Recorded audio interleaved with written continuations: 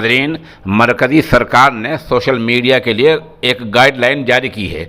सरकार का कहना ही है कि कोई शिकायत आती है और ज़्यादा हंगामे वाली कोई गलत फहश चीज़ डाल दी है तो उसको 24 घंटे के अंदर हटाना होगा और गलत चीज़ किसने डाली है, सबसे पहली बार किसने पोस्ट की है, ये भी बताना होगा। ख़बर थोड़ी आप तफसील से सुन लें।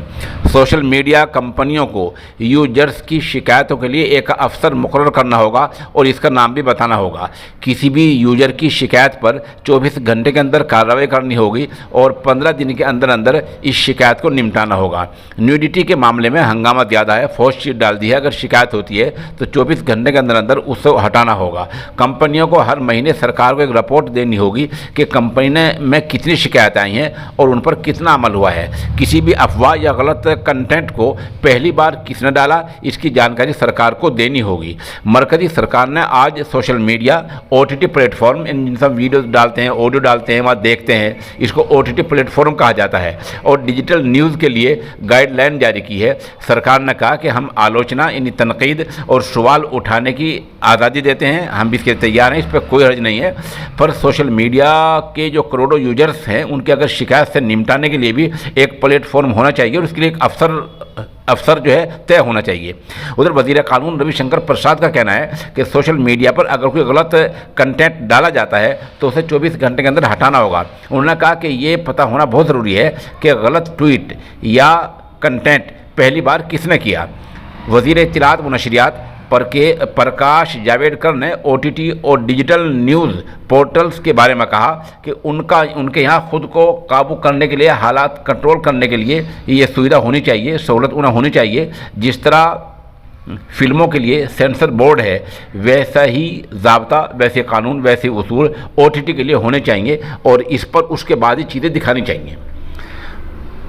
हिंसा फैलाने वालों को, तशद्दुद फैलाने वालों को, गलत चीज़ें फैलाने वालों को प्रमोट करने वाला प्लेटफॉर्म बन गया है, ऐसा सरकार का कहना है। रविशंकर प्रसाद ने कहा, हमारे सामने शिकायत आई थी कि सोशल मीडिया क्रिमिनल, आतंकवादी, दहशतगर्द, हिंसा, तशद्दुद फैलाने वालों को प्रमोट करने का प्लेटफॉर्म बन गया है। यानी सोशल मीडिया एक जो है प्लेटफॉर्म बन गया है जहाँ से तशद्दुद, दहशतगर्दी और गलत अफवाह फैलाई जाती है, ऐसी शिकायतें आई थी। हिंदुस्तान में व्हाट्सएप के यूजर्स 50 करोड़ हैं, फेसबुक के 41 करोड़ इस्तेमाल करने वाले हैं, इंस्टाग्राम यूजर्स की तादाद 21 करोड़ है और ट्विटर की 1 करोड़ कुछ लाख है।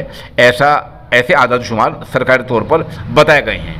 सोशल मीडिया के गलत इस्तेमाल और फेक न्यूज़ की शिकायतें आई हैं, ये चिंताजनक, तशवीशनाक बात है। इसलिए हमारी सरकार ने ऐसे प्लेटफॉर्म के लिए गाइडलाइन तैयार करने का फैसला किया है।